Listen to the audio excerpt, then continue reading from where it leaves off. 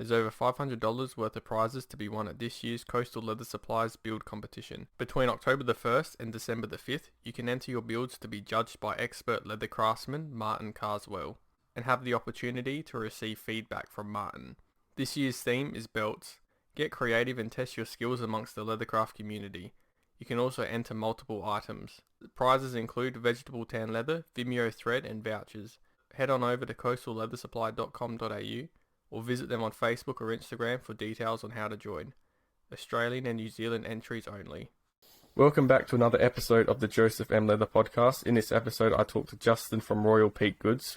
Justin is from Ontario, Canada, and makes classy yet rugged leather goods. All his products are handcrafted using carefully selected leather.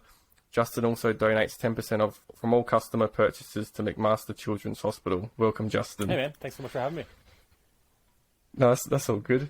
So how did you get into leathercraft? It was just a hobby in the beginning, and I guess it'd be about 5 years ago or so. My day job is I'm in the cigar business, and I was at one of my stores, and they sell leather wallets and belts and stuff as well. And I needed a wallet, so I picked one up, and it was super cool. It was made by a local crafter, which I learned later on. And then when I was looking at the wallet, I was just kind of like messing around. One of the button snaps said Tandy Leather on it. So I looked that up, and it turns out it's a leather supply, like in tool store. And they had a location like 10 minutes from my office. So one day on lunch, I hopped over there just to check it out to see what it was all about. Just because I've always had a mentality of like, whenever I see something, I'm like, I don't know, maybe I can make that. I feel like I'd like to try and make that one day. So I went over to Tandy, and they had, I can't remember how much it was, but it was a kit to make your own wallet. Like the pieces were already cut out and stuff, but you had to like edge it and punch the holes and stitch it and all that stuff. And he actually dyed this one. It came with the very basic tools. And then, it just grew from there. I just really enjoyed it. Yeah. And now I'm, surrounded by tools. Yeah. So you're still in the cigar business? Yeah. I've never smoked a cigar. Like, do different ones vary? Oh, yeah, for sure. Like yeah. Cuban? Yeah, I mean, where the type of tobacco, like where it's grown, how it's rolled. Yeah. All sorts. Yeah.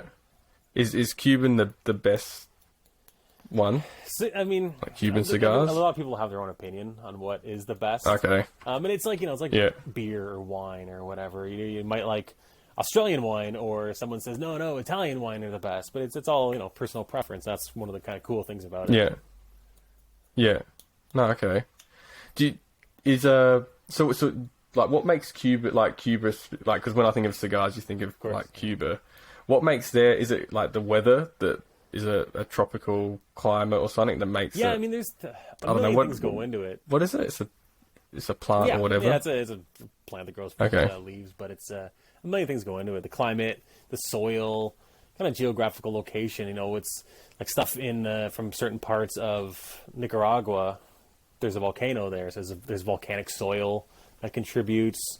And there's generations of people that have grown the tobacco and blended and rolled. So, it's experience, geography, climate. A lot of those things go into it for sure. Oh, cool. So how did you learn leathercraft? So it was just the Tandy sort of trial and error? Yeah, so I played with that first, just cutting apart the leather and stitching, and then, you hop on YouTube, like most of us, and, one of the first ones you kind of land on is Little King Goods, because a lot of his videos, and Parker at Stock and Barrel, I'm drawing a blank on his name, but from STR, Handmade, and overseas there, Low Tide, and just watch those guys' processes, and pick up tips and tricks from there, and just grow, and then, keep going back to the store and hitting the websites and buying more stuff and more stuff. Yeah, exactly. It's it's those videos are extremely helpful because I think prior to that there wasn't really a lot on to sort of do the basic things like how to like stitch and like burnishing an edge, and so it's like what's the style you sort of aim for, and sort of how did you come to that like style? And in my day job, it took me to a lot of like fancy places in the cigar business. So you had to wear like a lot of suits and whatnot. So I wanted something that could look nice in a suit, but also I'm a hockey player. I love camping and hiking and kayaking and stuff like that. So like it's got to be tough. So it's got to be rugged. So Yeah. that's sort of what I try and aim for. So it's not just specifically for the businessman or the camper or whatever, but it's something that kind of looks cool, no matter what Yeah. what you do or where you're at. Okay, awesome. So your favorite types of leather I noticed that like Pueblo. Yes, I mean, Yeah. in the beginning, the first leathers I got, I don't even know what they were. It was scrap from the bin at the store kind of thing. And then you start learning more and more about it. You learn veg tan and chrome tan and latigo and so on and so forth. And then I started just kind of looking at what looked cool and looking at what other people that I looked up to used, like Little King, like Low Tide, all those guys and what they were using. So in the beginning, I was just buying, like most of the small panels or whatever, just to try it all out. But Pueblo from the beginning was one that I really I still use the majority of now. A lot of like Wicked and Craig. I mean, some Buttero. I'd like to be able to just use one type of leather and know what I want, but then there's so many out there that I'd like to, use. So it's there is. It's interesting that that you preferred Pueblo to Buttero because there's always like somehow a competition between because the one's two. got the super soft, like slick, and one's kind of a bit more rugged. Like I got a bunch of most of my orders are Pueblo. Like this is all some Pueblo stuff I got to do here, but. Yeah, it's like these little card holders out of Buttero, like they're really easy to work with. They patina really nice. They burnish. Yeah, it is. It's don't have to worry about like turned edges or edge paint or whatever. But it's interesting the two and like it's like which one to choose so like. And then choose someone you one. follow or a friend, he posts up some new leather. It's like, oh, I got to get some of that. And then Yeah, or like someone posts a wallet and it's Pueblo and it looks nice. It's like, oh, I want to use Pueblo now. It's like, what's Wicked and Craig like? Because I got some. Actually, I did make a valet tray out of some of their tan. That's really good. It's actually quite scratch resistant for being so smooth as well. Like not as scratchy as Buttero or whatever. What do I use most of theirs? Their harness leather, their buck brown, is amazing, which I think I have here. I'm doing something with that, and it's I don't know, it's not doing justice. It's super soft and nice patina. But their stuff is really nice. Their latigos are really nice as well. Their black latigo I use quite a bit, and their belts is nice. What is what is latigo? For the most part, like the combination chrome veg tan. Oh, okay. Yeah, because I know like Halloween has their latigo, and it's like, what is this latigo? It's really nice. Like... I mean, it still burnishes really nicely versus full chrome. So it's like a combination tan. Okay. What's their belt it's leather really like? Nice. Wicked and Craig. Left right now.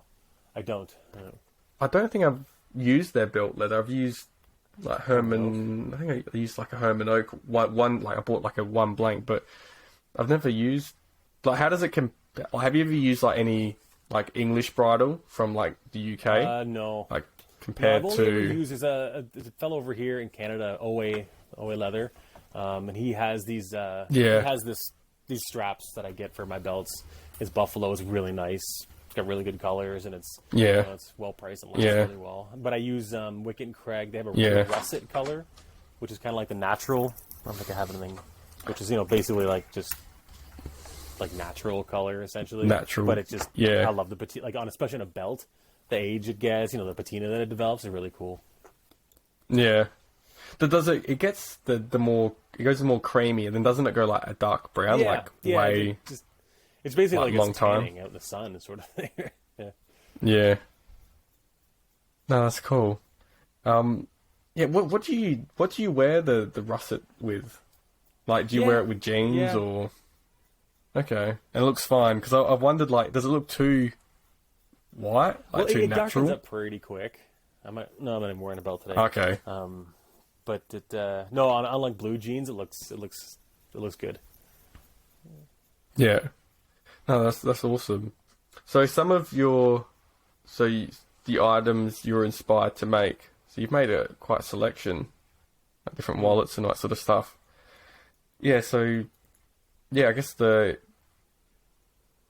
what sort of inspired you to make those sort of items and the designs of my wallets. I mean, it's as you know, credit cards and debit cards are the same size around the world, so we all pretty much there's only that's sort of the so benefit. much you can really do. I mean, wraparound wallets, bifolds, they're all good until you put your stamp on it, your color combo. It's tough to kind of come up with your own thing for sure. But I mean, when I was doing it was just, sometimes I carry like 3 cards. Sometimes I carry, if I'm going to the U.S., they have a lot of cash. So, I want somewhere I can put cash or more cards. So I wanted to make something that everybody, there might be an option for everybody, right? You don't want to limit it. Yeah. Yeah, that's probably the good thing, that all the cards are the exact same size. Whereas like notes vary. Like some countries have like bigger notes, others have smaller notes, and I guess we could probably like mass produced versus small batch. Because I was actually, when I was actually writing this question, I was actually thinking about it. So, because like a lot of us, we get into leather work and we say, because like mass produced, like like how they make mass produced things are pretty low quality, blah blah blah. But then like you notice that when like you start getting more orders and all that sort of stuff, there is like ways to like maximize sort of machines, so to speak. Like you can like sewing machines or like bell skivers, like even the like dyes and that sort of stuff. Where I was going with this question actually. Do you think, right, that actually I don't know how to word this. I'll probably edit this out if this fails. But do you think, I don't want to put it all onto you because this was something I was thinking about. Do you know where I'm coming from? So like we get into leather work and we say, like mass produced things are bad, but then it's just because like they use low quality things. Like they still use like the similar machines, like sewing machines, but just the materials are lacking. Do you think you could make high quality goods on a mass produced scale? I don't know. This is. I'm just throwing this out there. I mean, so. I want to say. Could you see like clicker dyes? Because like when I first started, it would take me like 3 hours to make a wallet. Now, through learning processes, adding clicker dyes, adding, stitching ponies, you can speed up the process. So I don't know. I mean, making 10 a day is very different than making, 10,000 a day, obviously. So I don't know. I mean, I had a Coach wallet at one point, which was nice. It was a nice wallet. I'm sure they're making 1,000 a day. I don't know. But I mean, it was, it was nice. It was a nice wallet. Yeah, I don't know. It's tricky. Because I was thinking, like something like a belt, for example. Like if you were to mechanize a bit, like if you were to make a belt in, like, because I worked at a place where we're making belts all day. I was literally staining belts all day. But like they would put the hide through the do you know where they put this like the individual widths of the belts? They like put it through that. Someone would like a machine would punch the buckle loop, all the holes in the end, and then it would come to me. I would like stain the edges, put it through a bell skiver, and like just paint the edge. And then the next people would just put the buckles on and then stitch it together. So like literally, if it would take the belt less than like 5 minutes to make, I guess. But I guess like it failed over time because like the buckle was bad. I'm not sure how the stitching was. So it was like sort of like one part of the belt failed. So I was thinking like, because like, you notice that like, because I think I started off saying like I wanted to do everything by hand.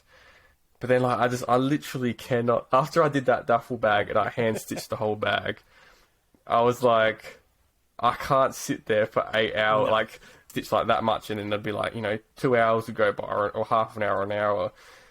Whereas like I got a sewing machine, and that's just been a complete like change. But like even the stitching isn't even like, it actually like, this is a like machine stitched, and it's still pretty good. Yeah, like actually, it it's still really looks nice, like you get the right needle, and it looks still pretty good. So that was sort of my thing, and like, because obviously you have like glow forges and clicker presses, and you can just maximize your efficiency so good. But I guess like you can still use like good materials, but you still won't notice if you like, I'll punch all my belt holes by hand because it's just like, that's, I don't have to, there's no point buying a big clicker press to, just kind of like, you're not going to know the difference between like a hand punch hole or like a clicker press punched hole. So I just thought it would be like I think because like if you, on that 5-minute belt that you're kind of saying, I mean, essentially it's the same processes. It's still being cut, it's still being dyed, it's still being punched. But I guess when it's mass produced, that maybe I don't want to say cutting corners, but looking at ways to save, because you got to buy 10,000 buckles, I guess, right? Where we're making, if we're making a couple a month, it's and also we're, it's our kind of name on that product. So if it gets to that person, it's not like they're going after some big corporation. They're calling you to complain about it. So we have that last inspection of of that product before it goes out to make sure it is, quality and not busted and Yeah, exactly. Yeah. Well, we were making 800 belts a day, and then 900 belts a day, and then 1,000 belts a day, and like that was you never insane. do that by hand, it's impossible. I didn't know, I did not know, and before I got that job, that you could actually physically do something for like 8 hours a day, on 7.5 hours a day. Because literally, I was just like staining, belt scarf, painting, staining, belt scarf, and literally that's all I was doing. And I was like, I didn't know that was possible for a human being until I got that job. So I thought, like, maybe you get a rest, but no, I was just like on a production line, crazy. Rain, hail, or shine, like that's what you were doing. So what's your advice for new crafters? I would say, kind of the couple things I would say is like, don't get so mad when you make mistakes, because it's part of learning. You know what I mean? I was telling someone yesterday that if you look at, pretty much anybody's first wallet or first stitching compared to the one they most recently made, it's part of the journey is learning. So, versus instead of getting mad or whatever, which it's easy to for sure, learn from it and perfect it next time, and again, get better and get better and get better. Yeah. That, and then I always tell people tools. I mean, there is a lot of, you don't need fancy knives. You don't necessarily need a stitching pony. A lot of those things you can get by with other things. There's a box cutter or whatever. But for me, I mean, I've tried use a box cutter. Knife. I have all of them. Because one, I love the tools. Right? I started this because I loved making stuff. I love the tools. I think they're really cool. So for me, I started off with the basics, the cheapest stuff I could find. And then over time, I gradually got better stuff and better stuff and better stuff. In hindsight, I wish I would have just held on to that first one a little bit longer and then just made the jump right away to the top. You know what I mean? Like I must have went through 5 or 6 different stitching irons and punches and prongs until I landed where I am now. So if I would have just held on to that first pair for, another 6 months, I would have been like, okay, you know what? I do like this enough to spend that much. You know what I mean? Now I have this, I have a full massive toolbox of tools that I don't use anymore because I bought 3, 4, 5 sets of things till I found the ones I liked. I know, I always mean to, and I have some buddies who are like, hey, I want to try and make something. I keep meaning to put something together, like a little kit, but yeah, that's my thing. Is just do it because you enjoy it. Don't try the different leathers. And just enjoy the learning process of it, because that's one of the funner parts. Yeah. One of the knives I do want to get is those that round one where you put not the round knife. I mean the circular one that you These guys, yeah. Is that cool. that one? Some guys use it for trim allowance. I just use it if I'm tracing something and I got a whole hide down. I use this to just kind of wheel around it and cut that piece out that I need. It's pretty handy for that, for sure. Yeah. How does it go if it's next to a ruler? Pretty good. I mean, you gotta... for me, I find I have to really kind of focus on... And also because I'm afraid of it rolling up onto the ruler and then onto my thumb. Yeah. So you will that likely knock on happen? wood, it hasn't, or and not? I'm just terrified. Are you just cautious of it? I just feel more comfortable with Oh, okay, yeah. this guy. This is the kind of guy I got into early on with this one, the Lindispensable, which Oh, yeah, I love that, and just a Japanese skiving knife. That's my go-tos. Yeah, okay. Yeah, because I use my little I use the like the box cutter, and it's just like it's just change the blade over or whatever. Where is it? I just got. But like with one. Oh, here it is. I just got those box cutter from Junlin, and it's amazing because it locks the blade in place. So when the blade's out, it doesn't wobble. Yeah. You want like a good one that doesn't wobble. Like I bought one that looks similar to that at like a supermarket or something, and it was just like you'd put it and then like the blade would wobble, and it's just. So I guess you pay for whatever you buy or whatever. With those Lindispensable one and the roller one, does those blades, are they annoying to? Not really. I mean, I just keep a strop right here and just pretty much before I cut anything, I just give it a strop. And I changed the blade on the Lindispensable, and I got a Charter made blade. It's really solid. That's what I like about it. Yeah. So what does it mean when it's like the Charter made one compared to the? Yeah, he just made it a lot more sharper. I think he's South African. Yeah, his stuff's amazing. I'd love to get one of his actually like round head knives or whatever they're called. It's it's an investment for sure, but quality. I don't know. It's just really sharp and. Yeah, it's funny because like I'm sort of one of those people where I don't like to buy new tools. Like I'll hang on to the I had this I had a edge beveler. It was like a number 3, really cheap one, and it was one of those ones where it was quite blunt, like, and I'd be beveling and then I think there was twice where it slipped off and like hit my finger, and I think like after that I realized I was like, no, I'm gonna get a like Palo Santo one. But yeah, it's I don't like really buying new tools. I sort of like, even with pricking irons, like these Abbey ones that I had for years, and I just don't care. Like if I break them, I'll just buy a new set. That set I bought from Tandy, it came with very, very basic stitching prongs, which did the trick. They worked. And then I went right to an 8-prong Cinnabrox. Like I made a big jump, and then for some reason I went backwards because I wanted to try other ones. And worked all my way back up again to now I have a 1, 2, 8, and a 10-prong Cinnabrox. Yeah. With the Cinnabrox, because they're like extremely expensive, are they... You can replace them. What happens if you broke a tooth? Yeah. Like, can you just buy... Oh, okay. Yeah. So you just have the... You pretty much just like can buy the size. And then I haven't had to do it, thankfully. But I think it's a bit of a process. I think because they're like... epoxied in there or something, so you gotta like heat it up, I believe, and there's a little metal, I don't know, tray thing, so when you put the new tooth in, you gotta kind of plunge it into this thing so it makes sure they're in line again of sorts, but hopefully I don't have to do that. But what shape are your pricking irons? These guys, like the little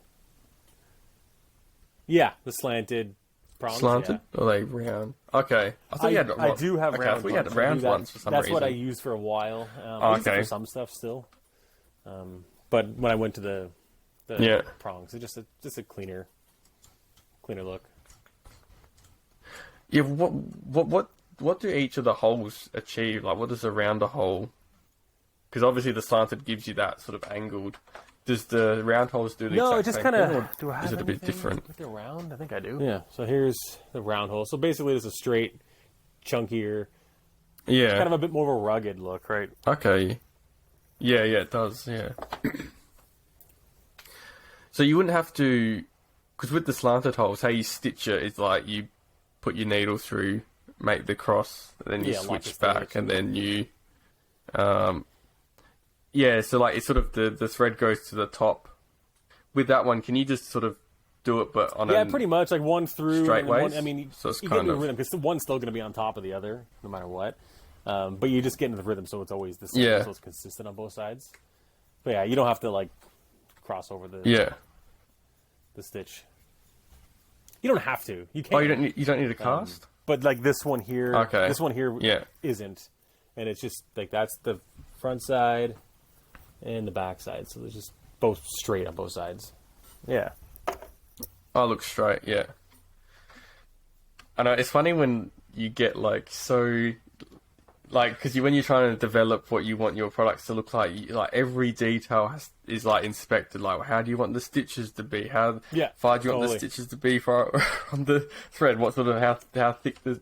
It's kind of like it's like all these like It's mental easy to overthink it too. things And, you like, sometimes just you let like this is the Yeah. original. But you like This is the original stitch design. you want to make your own. And I would do this little stitch in the bottom, and the whole point of it was like 4 peaks, like my logo. I'm like, okay, am I overthinking it at this point? I mean, Oh, okay, yeah. is it too much? Yeah.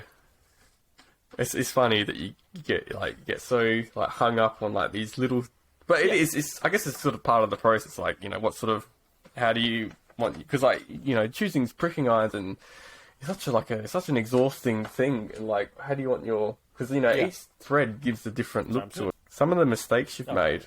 I've made so many mistakes. Like I remember I've made my own glue. I've made my own wax, like my own conditioner. Yeah, it's crazy how much stuff you actually like. Oh, for sure. Really, I mean, like a it's easy to, perseverance. like I said before, it's kind of learn from it, right? Like everybody's, you know, when we're stitching, we've put the needle through the other thread, and then go to pull it, and it's just all jacked up because the needle's gone through the thread, and you got to sort through that. I mean, it's just part of the handmade thing, and that's why it's practice and practice, but it still happens no matter what you do. Yeah. I actually, funny you say that, because when I was making that money clip wallet, one of the recordings I got was like me snagging the thread, and because there's two ways you can either do it, like you pull the thread back out and then you pull the thread through again, like you have to, or the one where you just got like one little pull it fiber, and hopefully it's just like. Yeah, and because I just couldn't be bothered like pulling it all out. I was like, I don't care, I'm just gonna pull it in. Nice. It was just like snagged like a little. But, yeah, those like, you know, putting your stamping logo upside down. it's- I've done that a couple of times. Or I used to have a problem when I was using my punches, like the big hole punch, because it would act. It's like it's a bigger hole. It's taken out. I had much more trouble when going straight through. It would, the slightest little shift in the hammer, it would pop through and come out the side of the wallet early on. Yeah. But yeah, there's it's easy. It's easy to make mistakes. I guess with those round holes, can they be reverse pricked as Yeah, well? because they're just round. Like, on the other could side, use you the can just push it. Because like on the Yeah. you'll be able to kind of see it. But like on here, on this side, you can see like this is the punch through side, and this is the side that. Yeah. So you can kind of see the difference. Oh yeah. And yeah, you could flip it over and kind of push them through, but I didn't. Yeah. Because on my belt side, I reverse prick, because it's just like, 5mm. It's like with the thicker it is, it's like the more more likely you're gonna just like go like that through it, and it's just That's funny you say. I think I've only got my stamp upside down once, and that was when I was making a key ring, and I think I was doing like a reel out of it, and like the cinematic of the hitting the stamp, and like I hit it, and I think it went upside down, and it's like. I was just doing one recently, and I like, wanted their initials on the wallet. And I packaged that all up. I printed off like the shipping little thing that goes with it, and then I forgot to put the initials on. Thankfully, I caught it before I shipped it. But now I've made the whole thing. So, when you're doing initials, you put it in upside down and backwards or whatever to make sure the initials are correct. So I tested it like 15 times before actually. At least if it's just the pocket, I just get a new pocket. But this was done. It was stressful. Yeah, and you have to if you want to be careful as well, because you might like imprint through. So like you put like a little slip of leather in the pocket. What sort of initials do you use? Do you use like a for like a pull down thing? Yeah, so I started for like off doing with initials, like an arbor like press in the beginning, and then now I have the Weaver two-tongue clicker. which I was using for a while. But then recently I got the Dream Factory press, so that thing is so now I use that. To have like that gold foil and the initials, like so if people want the customization, and it's like I know that with the Dream Factory, like all the things go together, like the title, like all the letters like match the sled the little or slidey thing you put it in. Yeah. Yeah, and it's like, is there something that's not a Dream Factory, but it all works? Leather stamp maker letters. I have his letters. They kind of work. Oh yeah. On the holder that the Dream Factory has. I think the Dream Factory ones are a bit deeper of a letter, so it's made for them more. But make it work. Yeah.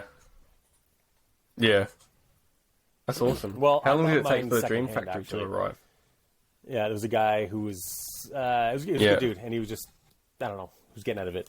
And he posted it up because, they're expensive. I've wanted one forever, but I was never going to drop. I just don't have the money to drop on that. But this came along at that price. I'm like, I'll never see one at this price that I have to do it. So this one just came from like, I don't know, where was it again? Like Florida, I think. So it didn't take too long.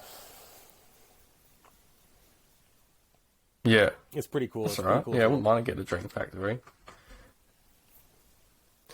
Do you buy their exclusive? Like, do you buy their gold foil, or just sort of? Yeah, because gold foil was a like funny Amazon little thing, isn't it? And you could tell, like, it just didn't work. I have some from Tandy, which are really nice. And then I had to order an additional sled for the Dream Factory, which came from Dream Factory. So when I was ordering it, I got some of their foils as well, which theirs works really well. Works really nice. What's the difference between cheap ones and good ones? Is it? Okay. Yeah, no, like, I mean, sometimes do the cheap ones flake, like, or they don't hold, they don't stay on the leather very long, or I don't know. There's just okay, yeah. The good ones, just you press it and boom, it's there, and it's like it stays. Yeah, and it's only like a little press, isn't it? It's like it's not that. It's like 100 degrees or whatever, and you just put it down and then back up again. Leather it's on as well. I'm still trying to kind of make notes of this leather is this temperature and this long and so on and so forth to get it mastered. But yeah. Do you think there's a want and support? Do you think that there is a want to support? I think so. Small I mean, businesses? I think especially with the pandemic, everyone started buying stuff online and exploring Etsy and exploring Instagram, and I think it became, the amount of businesses that started over COVID, online, it's countless.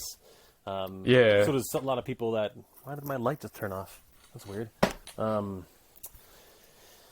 So a lot of people like myself, I know I always pre-roll peak goods. I like supporting small business, and now that I'm a small business, I appreciate it even more. So I think so for sure. I think people, and the fact that when we're small, like we are, people that are able to actually have a connection to us, message us, customize it the way they want, and so they get to know who made it. And I think you talk straight. Appreciate that. I hope. Yeah, and you can just send it, like, you talk to the person. It's not like you have to jump through hoops to... Yeah.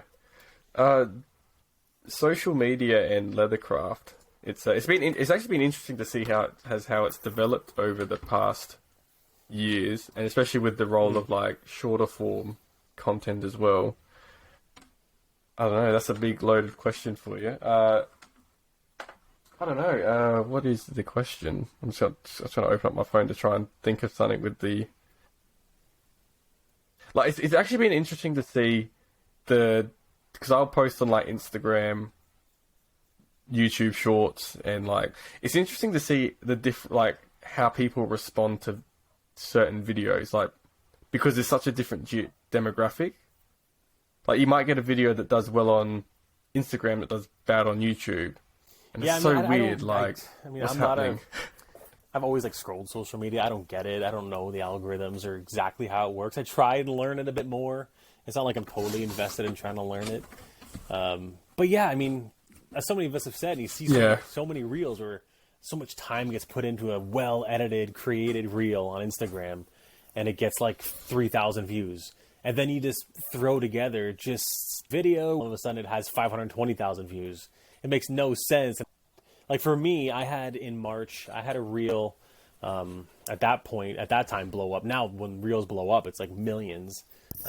In March, I had one. I got 520,000 views, I think, and my following grew by 9,000 in a week. It had zero effect on sales. That's insane.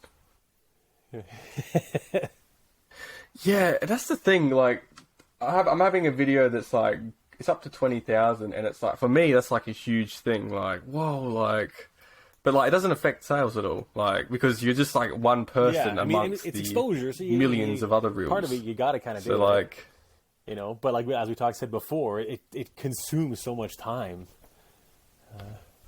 Exactly. Yeah. It does, and you're not getting paid for it either. Like they're getting paid for it. Like you're making the. And then in our game, there's so many. Yeah, it's only frustrating. Yeah, like real. I mean, you can get creative with them for sure, but like, you know, reels of stitching, reels of skiving, reels of beveling. I don't want to say only so much you can do, but like at some point it gets a little bit of repetition. That's why when it was more photography based, you get to see people their style more, which I kind of miss.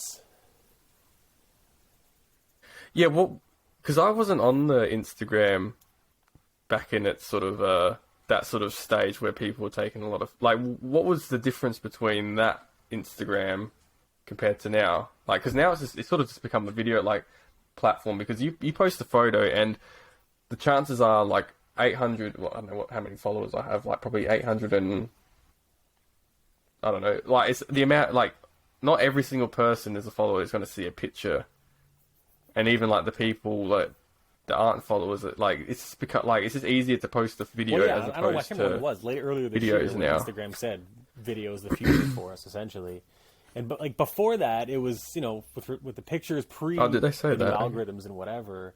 I think how it worked, it was basically just chronological. Everybody you followed, you'd scroll, and all of a sudden you'd see a post that you saw the day before, and you knew you've seen everybody's post for that day. Versus now, where I scroll Instagram, majority of it's stuff I don't even follow. It's just ads or something the algorithm is put in front of me because that's what it wants me to see at that time, right? So back then, it was more, my opinion, you get to see that crafter's style through their photography as well. Versus now, where it's, you know, trending tracks, so on and so forth. But it's, Oh, exactly. Yeah. Use this track. This track will make you go viral. I should be one of those people. Like those people get more views than like I do. Like use this track. Like 500,000 views. It's like, oh, I might as well just like make tracks for people. But yeah, it's funny. Yeah, because you could spend like all this time editing a reel and thinking, yeah, this is gonna hit it. This is gonna go viral. But then it just doesn't. And then you have a video that you put out and it just. I have no idea. Views. And I mean, it's for the guys who've blown up with it, I'm stoked for those guys, right? I don't want to sound like I'm kind of bashing the process, because, you know, you got to do it. And the people that it's worked for, you know, I'm stoked for them. You know, fellow crafter, that's awesome. You know, happy for them for sure. Yeah, well, it does. Yeah, but yeah, it's been interesting to see. I guess like that's one of the benefits in leathercraft is that you have so many opportunities to make different like. Of a video, like there's all different types of products you have, but it's kind of like like I think there's an art to it as well. Like who's amazing at it is buddy Chris at Orman Leather.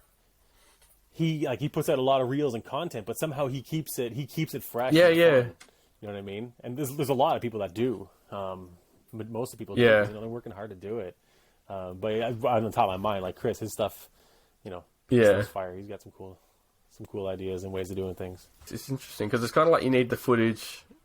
Yeah, it's all that user engagement. Like people like it, they comment, and it's just it's funny. But yeah, I'm wondering when I'm wondering like when it is all gonna break, because like all these different platforms have gone like all in on this social on like the shorter form content. When is that gonna like reverse into back to longer form content? I just watched a YouTube video today. I can't remember. It's media, they are, and they have a lot of really cool stuff. And they had a video up talking about how YouTube even now is a lot of their views and subscribers and likes base. People are being rewarded more for the amount of time a video is watched and how many times that video is clicked on to watch versus subscribers versus likes. So I guess it's ever evolving in that respect. But there's, like you said, there's so many platforms, and now trying to keep up with it's exhausting. But that's the thing. Like, if I had like a marketing team, 100%. be like, yes, like just do it all for me. Whereas like you just one person, it's like you just can't.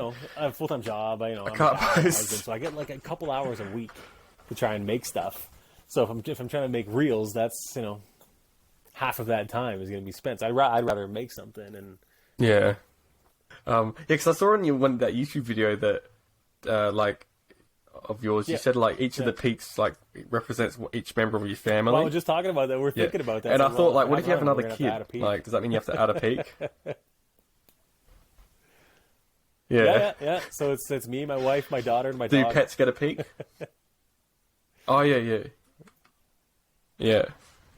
Oh, that's cool. Okay.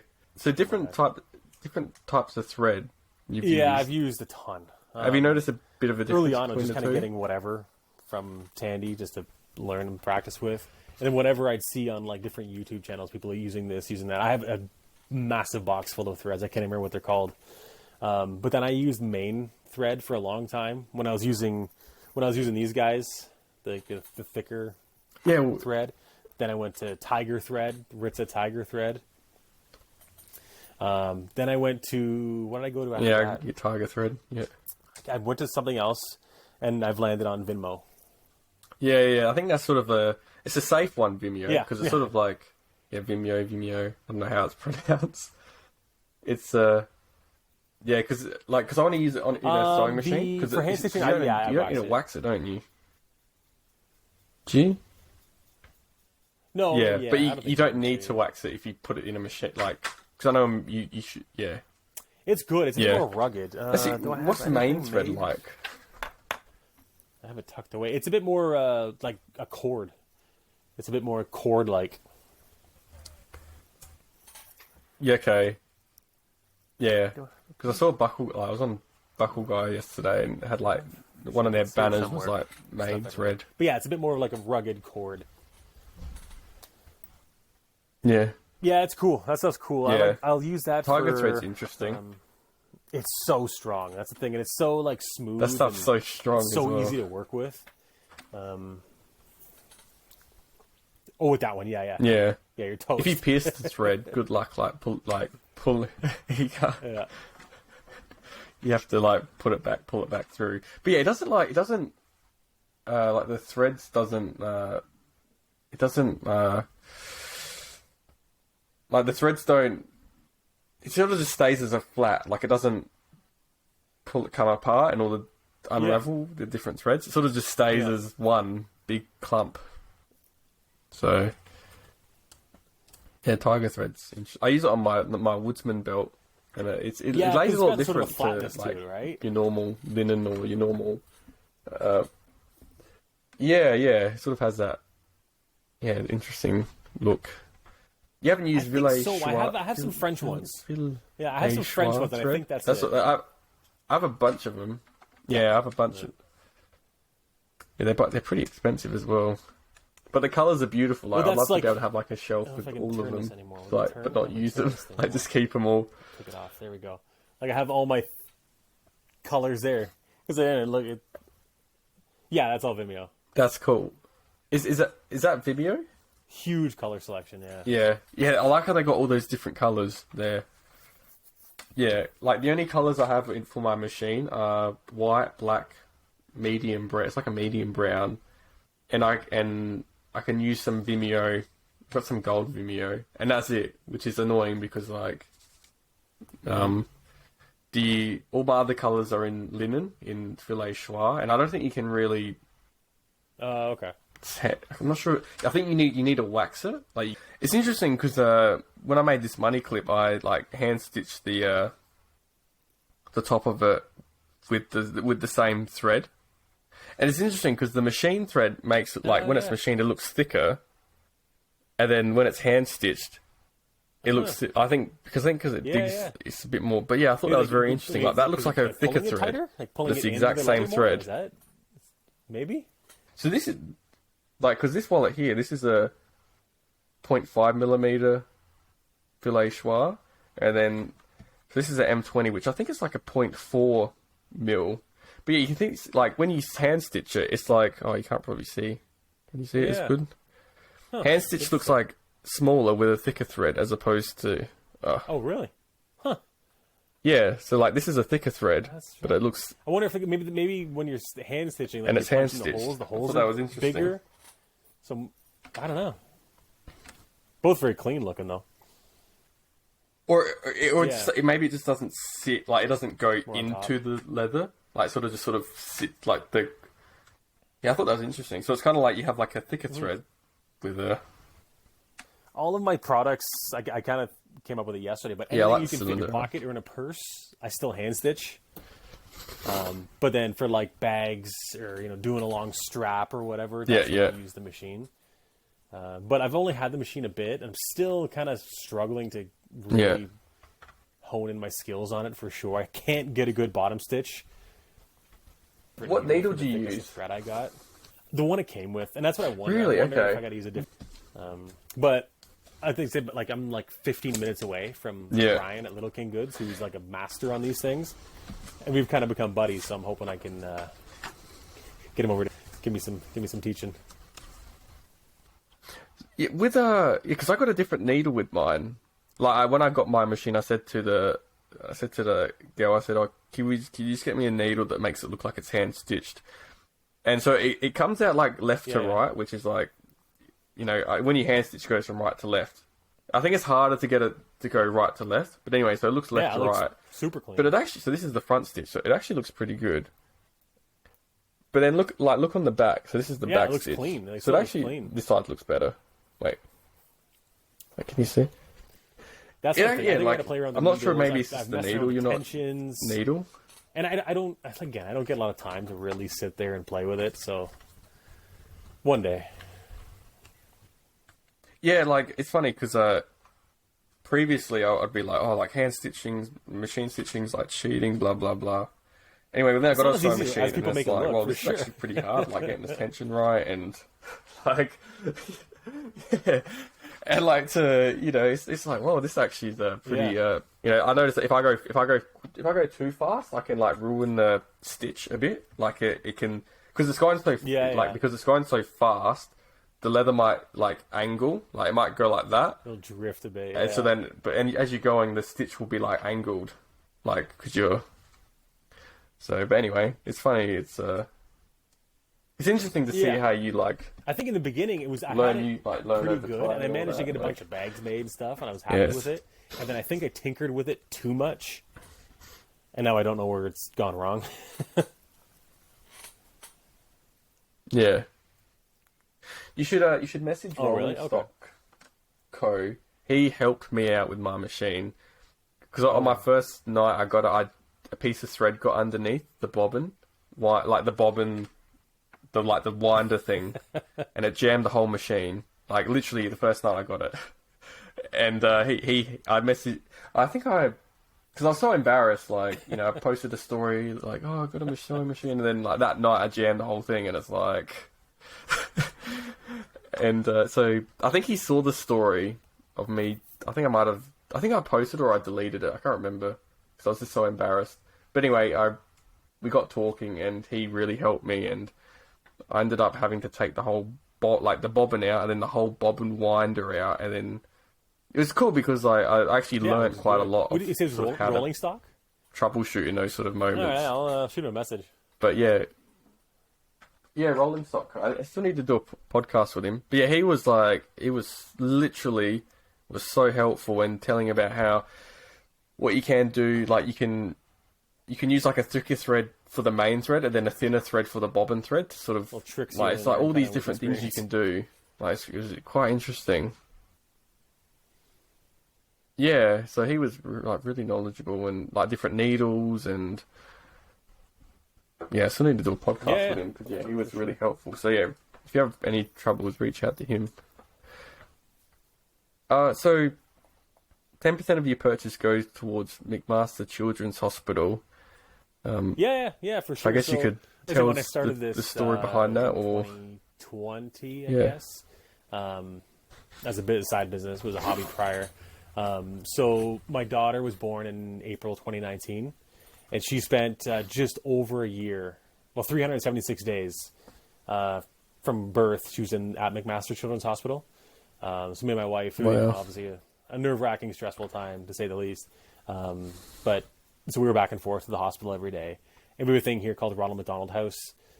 It's basically like almost like apartments that you get for like $12 a day to stay close to the hospital, because we're about 45 minutes to an hour from that hospital. wow. So she was there for just over a year, and they literally saved her life multiple times. So while we were there, we saw all the different kind of businesses and families and just individuals kind of donating money to the hospital, and saw how it was used and how incredible, the things that those people do there, the doctors, the nurses, the respiratories, all of them, they're the most incredible people. So when my daughter came home the following April, it was 1 month into the pandemic, and I was working from home, so I was saving a couple hours a day driving. So that's when my wife was going to stay home to care for our daughter. So, we were losing one income. So I was either, find a part-time job doing something, or I've had a lot of people ask me, it's like, hey, can you make me a wallet? Hey, can you make me a belt? It's like, okay, why don't we try and do that? Something I like, something I enjoy, and I could be at home, maybe making a little bit extra money doing something I enjoy. So when we did that, we wanted to make sure we were giving back in some way to the hospital. So that's why that started. Yeah. Like when you see those like footages of like the children's hospitals, like there's like these poor little kids, they're like, in those like sort of capsule things, and it's like these doctors and nurses, like they're just like, it's amazing, man. Give everything to like save another human. Write a book. It's quite amazing. Some of the stuff we went through and some of the stuff we saw, and just how amazing those people are. Yeah. They do an incredible job, that's for sure. Like, yeah. You know what I mean? It's definitely tough, and that's where I found, for me, while she was still in the hospital, we were there. There's sometimes we would stay there for 2 weeks at that Ronald McDonald House, or if we would commute back and forth, we'd be there for 16 hours a day, 18 hours a day, and coming home and stitching a wallet for an hour was kind of my mental escape. It never leaves your mind, what you got going on, but at least this was sort of my little escape to just kind of try and relax a little bit. Yeah. And wind down. That's why I still really enjoy this, because it's, it's kind of cheesy, but you just kind of focus on the next stitch, and that's what you're thinking about at that time. Yeah. No, that's remarkable. I'm so glad your daughter survived all that, because that's so tough. That's remarkable. It's amazing. Thanks, Justin, for coming on. I appreciate it. Yeah, thank you, man. It was a lot of fun. Thanks for having me.